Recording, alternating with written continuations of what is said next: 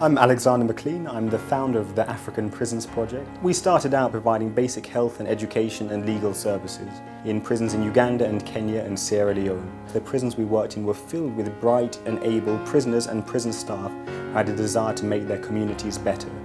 Our work now focuses on identifying these change makers and training them to be adult literacy and legal and healthcare providers to their fellow prisoners. Well, it's great for the Rumi Foundation to be supporting the African Prisons Project. Often people will go into prison as minor criminals and come out through prison as hardened criminals. To me, prisons should be educational institutions.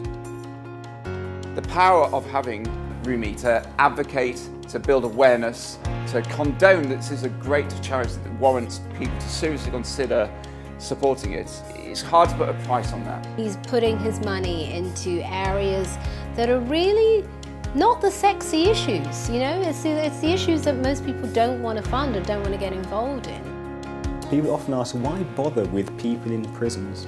We serve them because we believe that their lives are valuable and because we believe that there's tremendous potential in prisons. There are prisoners with gifts and talents and skills which can transform their community whilst they're in prison and also when they're released.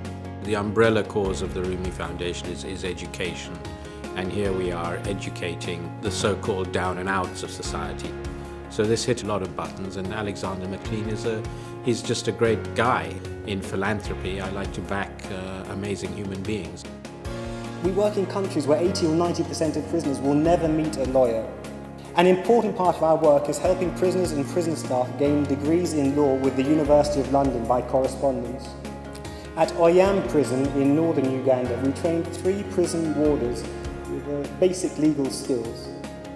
We saw that within 3 months of us providing that training, they'd got 20% of the prisoners in their prison released through accessing bail or advocating for non-custodial sentences. I truly believe that African Prisons Project can be a model for replication all around the world, really. It's looking at problems from a different angle, and I think we can learn so much from what is happening. And you know, Africa today is a hotbed of ideas. This year we've expanded our work massively. We've seen prisoners and ex-prisoners in Uganda and Kenya graduating with diplomas in law. We've seen an ex-inmate on our legal program be appointed as a judge in Ugandan military courts. Tonight is a chance to say thank you to those who've helped make it happen, to do our important work to benefit more men and women and children in African prisons.